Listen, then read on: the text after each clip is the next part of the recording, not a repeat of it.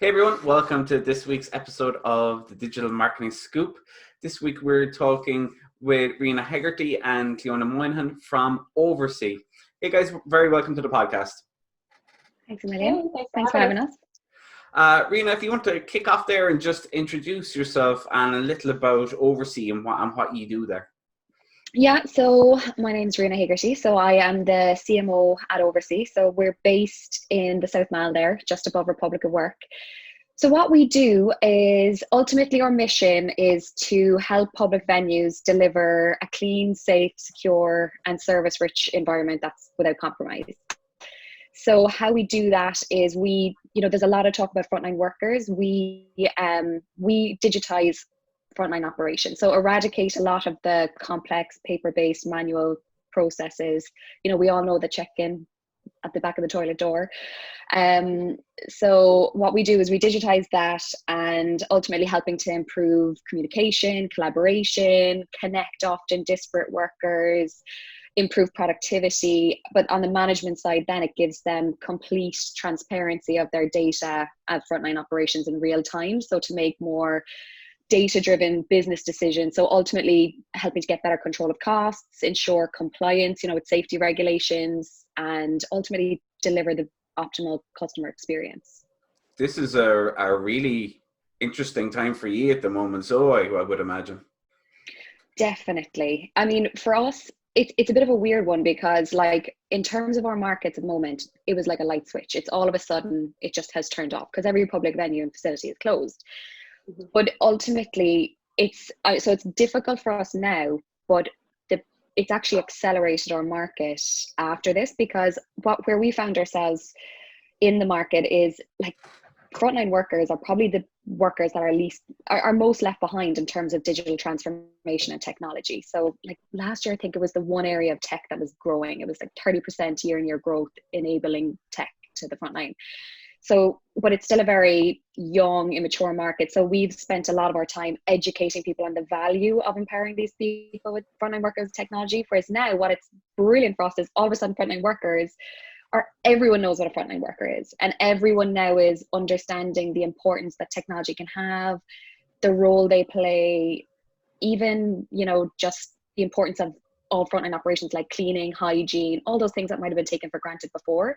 So it's going to have a major impact for us and accelerate our market, but it's just, we're in this window now where we're desperate to kind of get those public venues back open again, Yeah, it's amazing how for certain businesses this will probably be, once we come out of it, a massive catalyst for them. Definitely, yeah. So and it does sound like definitely your industry is going to be one of those where that will be the case. I suppose taking a step back from where the situation we're in right now, just in terms of how you went about or how you are going about overall marketing the business from a point of view of I think it's a smaller company to kind of under 50 people there, is it? Mm-hmm. Yeah, there's about 40 people, I think, total.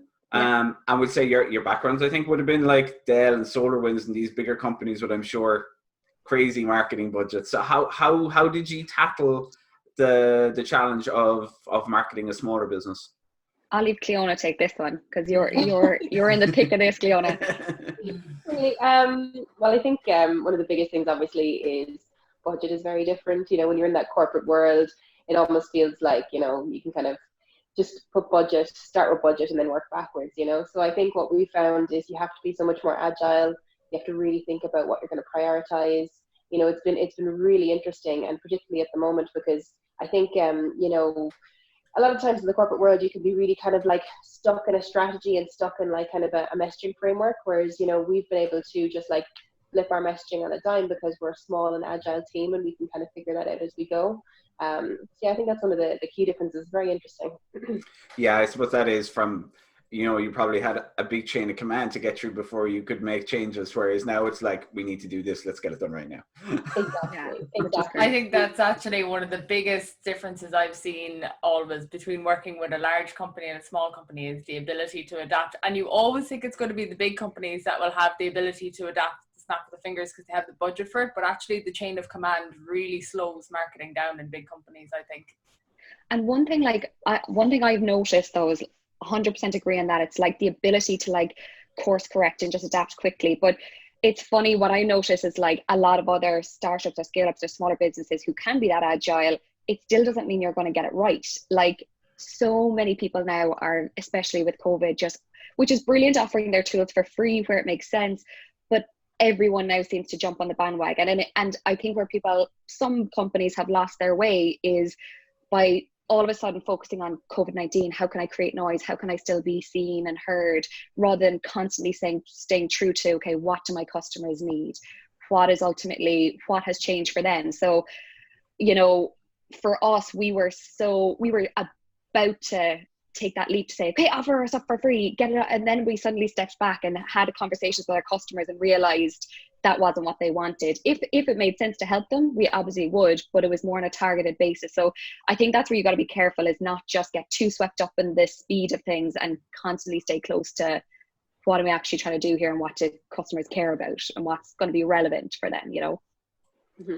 Yeah, because I suppose you do. Obviously, everybody at the moment is trying the best they can to help their customers, but you still don't want to do that to the point where it's almost to the detriment of your own business as well, or your own core values, or whatever it might be.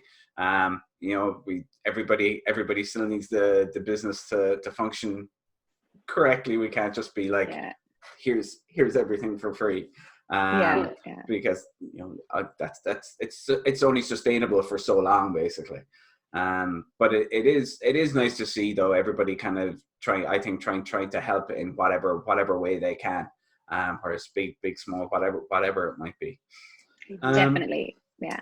So guys, just in terms of, we'll say, kind of specific marketing tools that you're using maybe at the moment, or maybe before this all kicked off, any particular marketing tools that you found really, really useful? I'll let you take this one, Clióna. There's probably, I mean, you have opened my eyes to the amount of tools that are out there that are at our disposal that are free. So that's the biggest learning I've gotten. Yeah, again, back to that adaptability, you have to figure stuff out.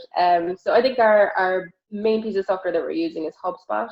It's our CRM, sales hub, marketing hub. So it's we're using it as our marketing automation tool. So everything is coming through there. It's our single source of truth. So email, social, paid social. Our SEO strategy is built into that too, and it's been really great for us to kind of, you know, have everything in one place. I found, like, as you say, in the corporate world, you can have a little bit of tool sprawl. So like, you know, your marketing automation software might necessarily talk to your sales software, and then you've got like 50 other things that are plugging into it. So it's been great to have everything sitting under the one place, and it's helped kind of connect us a little bit more with the sales team, because they're using the same software, so we're all learning it together, which has been great. I think kind of other tools then that we're using. It's funny, we at the start of this year decided we were going to start running webinars, and we had to do a lot of research on kind of what software we wanted to use. So we went with the Zoom, which now I feel like, since this is all kicked off, has become like the biggest player in the market. But for us, one of the things that we were really interested in was the fact that you could project it out onto, say, Facebook Live and YouTube Live, which I thought was really interesting, because you can kind of amplify your content beyond, say, whoever was registered on your webinar. So that's been a really great tool for us. Other things then, like Riona said, a lot of free tools are out there that people aren't necessarily aware of. So kind of in a startup, you know, you're not going to have like 50 teams to do things for you, particularly like a graphic design team. So I found Canva has been an excellent resource. Yeah, oh my God, like we've just used it so heavily for a lot of things we've done. And I've actually stolen a few from following you guys. So Unsplash has been a great resource. And what else? Oh yeah, and Pixabay has been great. So we're in the beta with Canva for their video creation piece. So yeah, Pixabay has been great to get stock video as well. And there's quite a lot on there that's been really useful. And then we'll convert that, say, to GIFs through EasyGIF and stuff like that. So very good. A lot of the tools we're using are free, because, you know, we're just trying to be lean, you know. We started testing a new one recently, Jen. Was it Veed? I was just like, I can't wait to talk about it. So like, it's crazy how things change though, because like if you've watched any of my stuff for the last few weeks or our stuff, I'm like, use Capwing. I've been singing Capwing's absolute praises for video creation. Stop using it. Use Veed.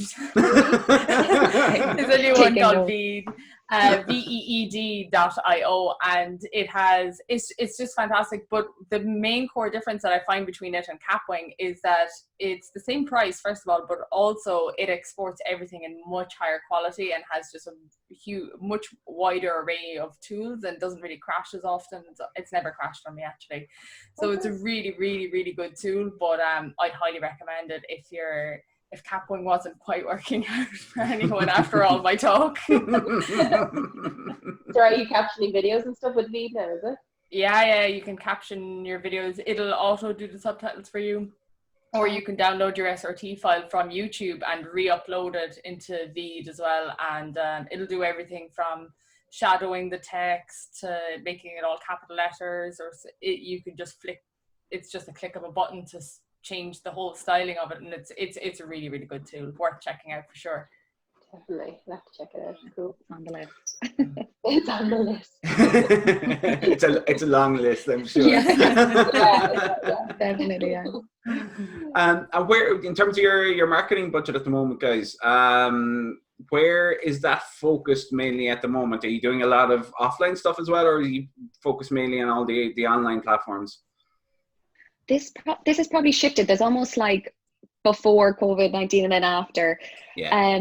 Like currently, I would say we're in a phase of we've cut all spend currently because, there's no market there currently, so, and then when, we're keeping a close eye on the phases to kind of start bringing that back. So we're doing a lot of content creation at the moment. So really trying to be creative at the moment with no spend. But before that, like where we were spending our budget and prioritizing it is ultimately what we want to do is build awareness of OverC, start getting noise out there, and have OverC be seen as a thought leader in our space. So where we actually have predominantly pushed majority of our budget spend was to creating compelling, relevant content.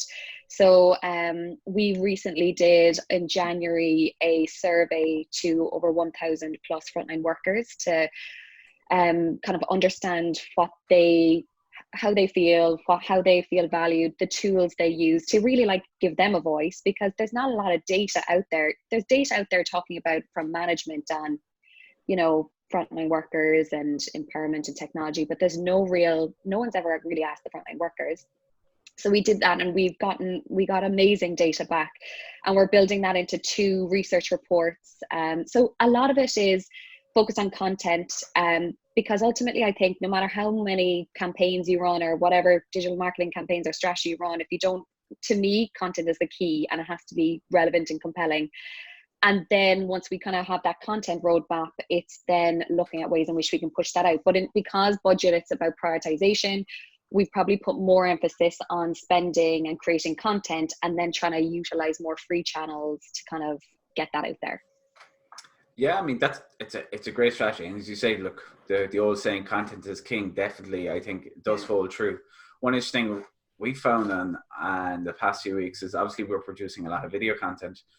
I actually started advertising during this because advertising rates across YouTube, Facebook, all of them have just gone way down.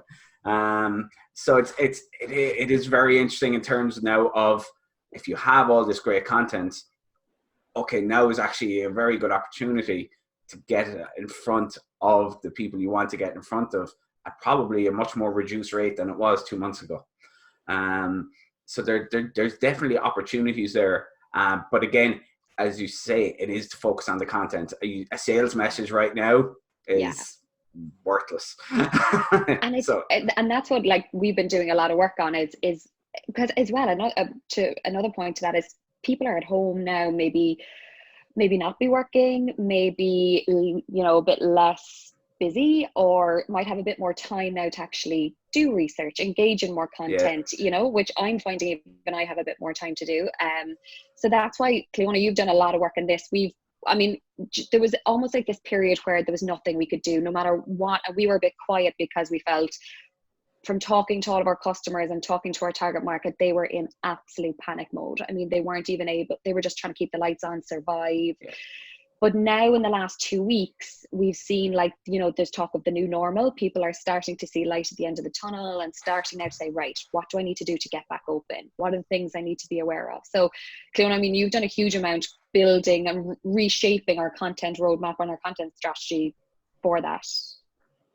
Yeah, I mean, everything has completely changed. I think, you know, as you say, there's the pre-COVID content strategy, which has kind of been pushed aside a little bit, and now there's post-COVID. So for us, I think one of the key things with OverC that kind of differentiates us in the market is our real investment in the frontline worker. Like, you know, our CEO, very interesting guy, was a frontline worker. You know, at the ethos of the company is this idea of empowering that frontline worker. So a lot of our content is really based around helping companies figure out the best way to keep people safe, you know, kind of how to utilize technology to be smart, you know, that kind of idea of, say, just-in-time operations. You know, you don't need to clean a toilet that's never used, whereas if you have IoT technology, you can clean the one that's, you know, actually getting, you know, open and close the door a couple of times or what have you. So our content strategy is really pivoted to kind of look at that frontline worker piece. What do they need right now while things are in panic mode, and what are they going to need when we reach that like kind of new normal? Like, nothing's ever going to go back to how it was before, so we need to figure out how to make sure that those guys are safe and empowered and enabled, you know, when we kind of reach whatever, you know, kind of normal we do reach.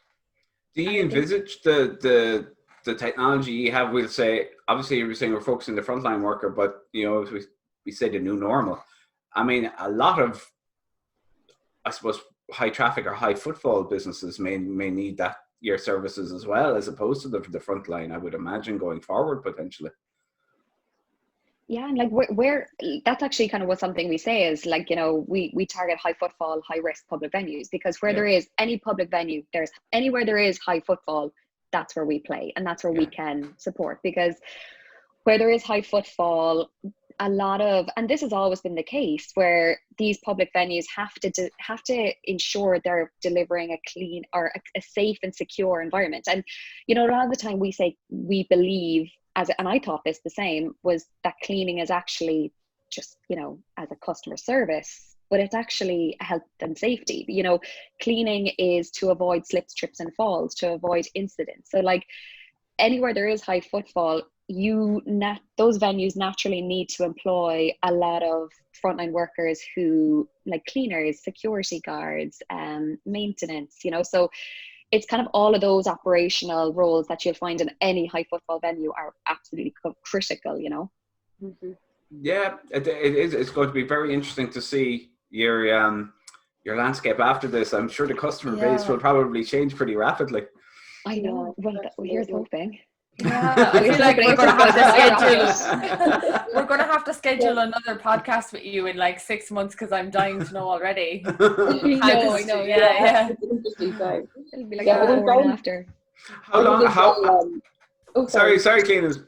Oh no, I was just going to say, I think what's interesting is when we do kind of come out of this, you'll have that moment where, like, I know personally when the lockdown is lifted a little bit, I'm going to be very wary of the places I go. Yeah. You know, I'm still going to be hesitant going out. Like, I'm not going to, you know, run off and go straight into like a swimming pool or something. Like, I'll really need to know that those places are on top of their cleaning operations, that everything is up and running. So, you know, I think there's a good position as well for us to make sure that we're enabling businesses to tell people everything is under control, everything is safe, secure, clean. You know, it's going to be interesting, you know, when we do kind of come out of all of this.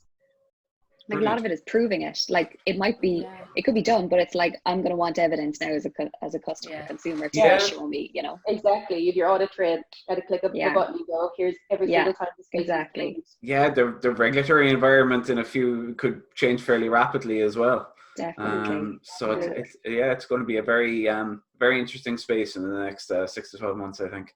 Yeah, I didn't even think of it like that, actually, because I'd be the exact same. I'd be like, I'm not going there. Right.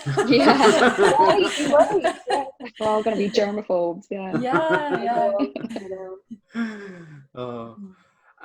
So guys, I suppose to kind of finish up, if in terms of either where we are now or not, it's up to you, but just from your experience with OverC, what kind of tips would you give for people in terms of their own marketing?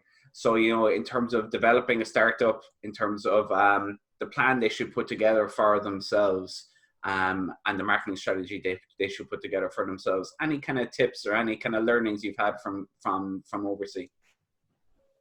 I think that like when I joined, so I joined last July, and that's really where the business was going from startup to real scale up. So they'd kind of built really great tech, really great product, had brought on some really good customers, learned the market, understood, okay, yeah, this is, we know now who we are, we know what we're trying to do. And that's really then to scale, brought in, like started bringing in sales and marketing.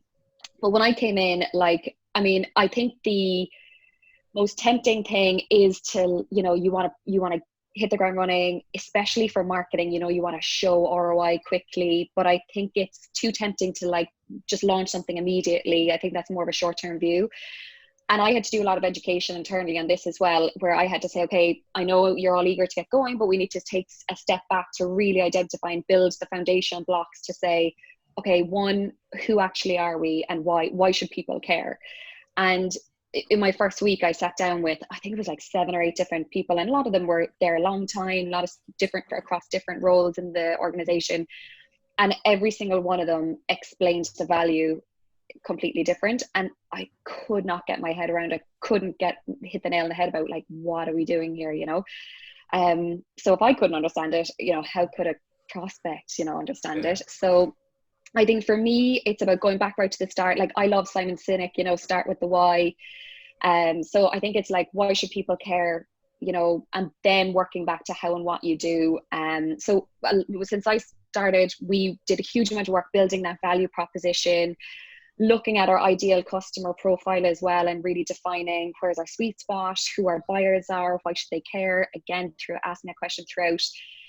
And I think then once you've got that, you need to like build everything, like building then that lead gen engine, you know, and then you can start then ramping up and building your campaigns, because then everything stems from that, you know. So I think if you don't have that core, I think you're going to fail, or you're never going to stay close to, you know, you might veer off track. And the second thing I would say is like, talk to customers. That's one thing I found difficult, I guess, in the corporate world. I felt I never could get as close to customers, and maybe that was my own, I just didn't, or maybe insecure that I didn't know, you know, felt a bit too intimidating because we were such a massive company. But here in a startup, I think if you're not talking to your customers, again, you're going to veer off track. So I think it's about building that relationship, because everything we have done, we have gotten that insight from our customers. So and being able to bounce stuff off them as well, I think that's absolutely critical. So those would probably be my 2 things if I was starting in, you know, startup world.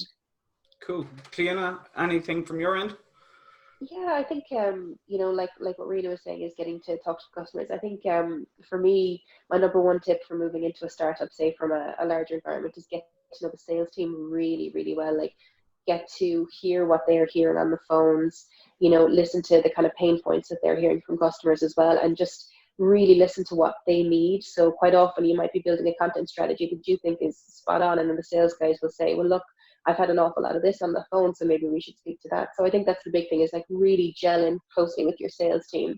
And then, you know, I think one of the other things as well is really enjoy it. Like, I've never had this much fun in my marketing career, you know, being adaptable, learning 50 new skills. Like, it's a really different machine to when you're in a corporate environment, you're very much kind of pigeonholed into a certain type of role. Whereas with a startup, you need to have like 20 different hats on, and it's exciting. So just really enjoy it, I think, would be one of my big tips. And that's a really interesting point you make about the sales team. Actually, so I was talking with a client the other day, and just since COVID started, all of a sudden the questions on the phone, just in the industry they're in, all started to change. So just from that, from them being able to communicate with the sales team that way, there's a whole new section of content now for their website, for SEO, for all to get rankings, because all of a sudden the questions have changed. And if they didn't have that close communication with the sales team, they wouldn't have actually known about that. Yeah. So it's a really good point. That's fantastic, guys. Thank you so much for joining us today. Yeah, thanks for having us. If people would like to find out a little bit more about OverC, where's the best place for them to head to? Yeah, probably the best place is overc.com, and or you can find myself and Clióna on LinkedIn. But yeah, overc.com is probably the best place if you want to find out a bit more about OverC. Mm-hmm. Brilliant. Clióna, Rina, thank you so much for joining us today. Brilliant. Thanks a so million. much, guys. It's been great. Bye. Bye-bye. Bye.